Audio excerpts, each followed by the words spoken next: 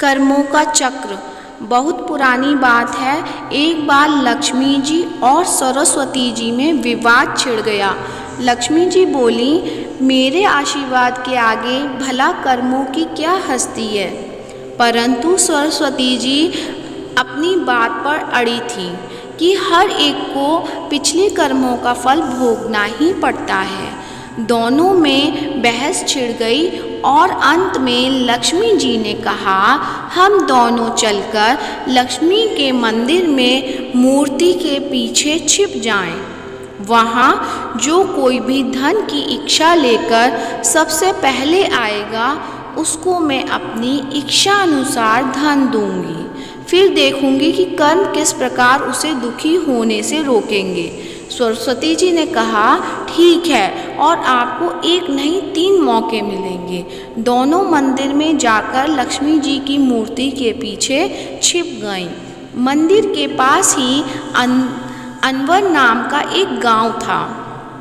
इसमें बलराम नामक एक लकड़हारा अत्यंत गरीबी में अपने दिन काट रहा था। उसकी पत्नी का नाम सुनीति था।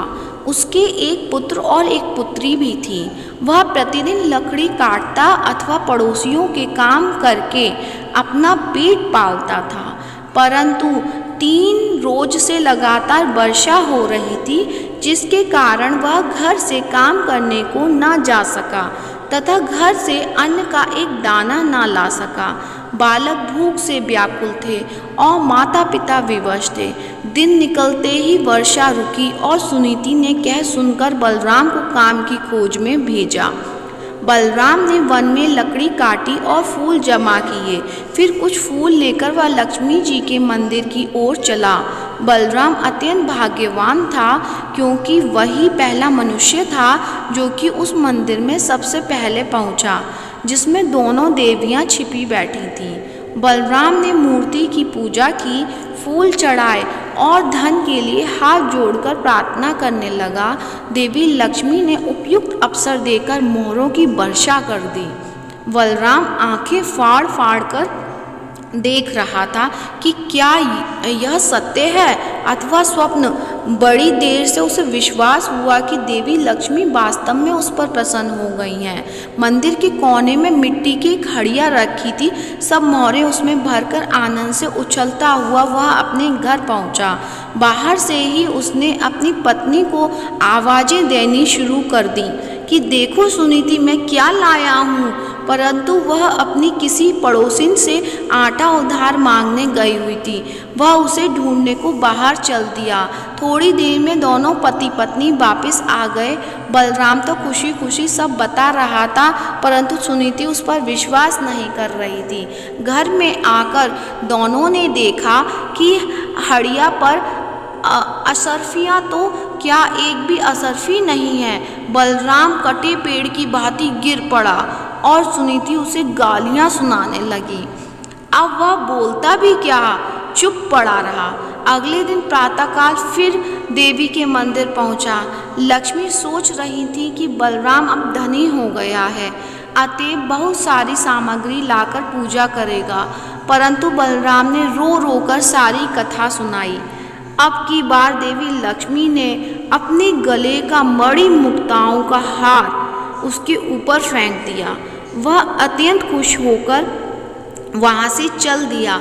रास्ते में उसे ध्यान आया कि कल उसने धन मिलने पर निर्मल जल में स्नान करके पूजा नहीं की थी। शायद इसलिए उसका कल वाला धन खो गया।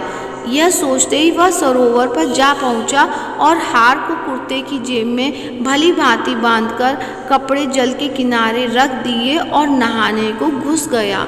जब वह सूर्य की ओर मुंह करके उसे जल दे रहा था, कपड़ों की ओर उसकी कमर थी। हार जरा सा जेब में से चमक रहा था। मछली उसे कोई खाद्य वस्तु समझकर चट से निकल गई। इधर बलराम स्नान से निवृत्त होकर आया तो उसे हार को गायब देखकर रोने लगा।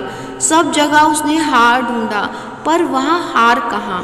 घर पहुंचकर उसने रोते रोते अपनी पत्नी को सब हाल सुनाया, परंतु उसने विश्वास करने के बजाय और उसे 4 बातें सुना दी। अगले दिन बलराम फिर देवी के मंदिर देर से पहुंचा। लक्ष्मी जी सरस्वती जी से कह रही थी, देखो आज बलराम नहीं आएगा, अब वह अमीर हो गया है। यह मनुष्य बड़े धूर्त होते हैं। परंतु कुछ ही क्षण पश्चात बलराम रोता हुआ आ पहुंचा और आकर सब हाल सुनाने लगा। देवी लक्ष्मी देवी सरस्वती से कहने लगी, यह मनुष्य बड़ा मूर्ख मालूम होता है। सरस्वती बोली, मूर्ख नहीं है, इसके बुरे कर्मों का चक्र अभी समाप्त नहीं हुआ है। लक्ष्मी जी चिढ़कर बोली, फिर वही कर्म चक्र? अच्छा, अब की बार इसको बड़ा कीमती एक छोटा सा पत्थर दूंगी, देखो इसे कौन लेता है। ऐसा कहकर उन्होंने एक छोटा मूल्यवान पत्थर उसके आगे फेंक दिया। बलराम ने उसे तुरंत उठा लिया और आंखें फाड़ फाड़ कर देखने लगा। अब वह उसे मुट्ठी से दबाए घर की ओर भागा। उसे सुनीति के पास पहुंचने में जल्दी थी। आधे रास्ते आकर वह मुट्ठी खोलकर देखने लगा कि कहीं अमूल्य पत्थर हाथ में से गायब तो नहीं हो गया। पत्थर लाल लाल चमकते देखकर एक चील उसे खान की वस्तु समझकर उससे एक ही झपाटे से छीनकर ले गई।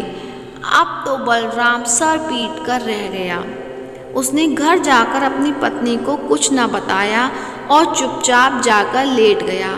उसे लेटा देखकर सुनीति का हृदय भर गया तथा वह उसे खोए हुए धन के लिए सांत्वना देने लगी। अगले दिन वह मंदिर न जाकर मजदूरी करने को चला गया, क्योंकि सुनीति को ऐसी ही इच्छा थी। उधर मंदिर में देवी लक्ष्मी कहने लगी, अब बलराम जरूर लखपति हो गया होगा, भला वह अब यहाँ क्यों आएगा। परंतु सरस्वती बोली, नहीं बहन, ऐसा नहीं हुआ, वह अभी भी उतना ही गरीब है और शाम को उसे बुरे कर्मों का प्रभाव समाप्त होगा, तब वह अवश्य ही लखपति बनेगा। शाम को बलराम को 8 आने मिले। उससे वह आटा, नमक, तेल तथा मछली आदि खरीदकर घर चला। उसकी पत्नी तथा बच्चे यह सब देखकर अत्यंत प्रसन्न हुए। पत्नी ने घर में जाकर भोजन की तैयारी शुरू की और वह कुल्हाड़ी लेकर लकड़ी लेने चला। भाग्यवश यह उसी कीकर की डालों को काटने लगा जिसमें उस चील का घोंसला था। वह मूल्यवान पत्थर उसने रखा था। उसको देखते ही खुशी के मारे लकड़ी की ओर, कुल्हाड़ी सब छोड़कर घर की ओर भागा। वह कहता जा रहा था, सुनीति, चोर मिल गया, चोर मिल गया।